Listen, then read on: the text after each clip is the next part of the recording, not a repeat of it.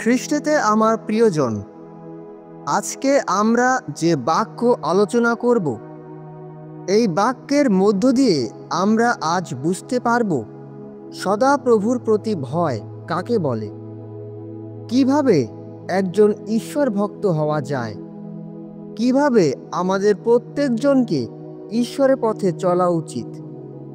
তাই চলুন আমরা পবিত্র বাক্য দেখি। হিতোপদেশ 2 অধ্যায় 1 থেকে 22 পদ।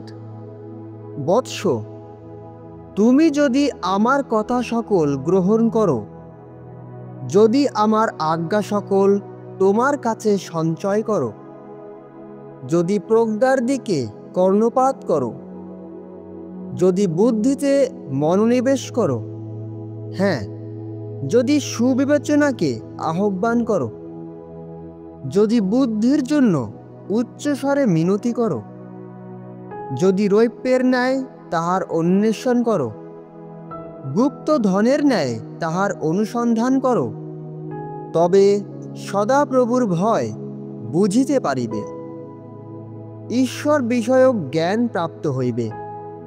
কেননা সদাপ্রভুই প্রজ্ঞা দান করেন, তাহার মুখ হইতে জ্ঞান ও বুদ্ধি নির্গত হয়। তিনি সরলদের জন্য সূক্ষ্ম বুদ্ধি রাখেন, যাহারা সিদ্ধতায় চলে। তিনি তাহাদের ঢালস্বরূপ। তিনি ন্যায় বিচারের পথ সকল রক্ষা করেন, তাহার সাধুদের পথ সংরক্ষণ করেন।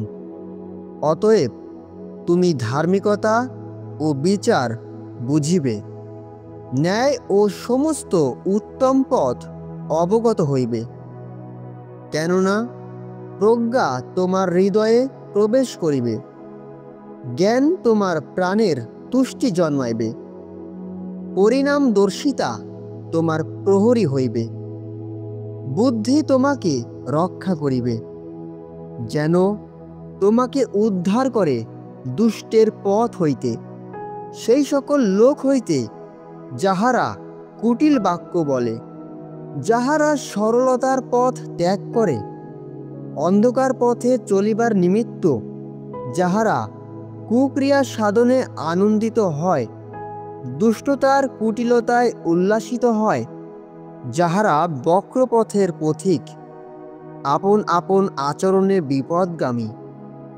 সে তোমাকে উদ্ধার করিবে পরকীয়া স্ত্রী হইতে, সে চাটুবাদিনী বিজাতিয়া হইতে।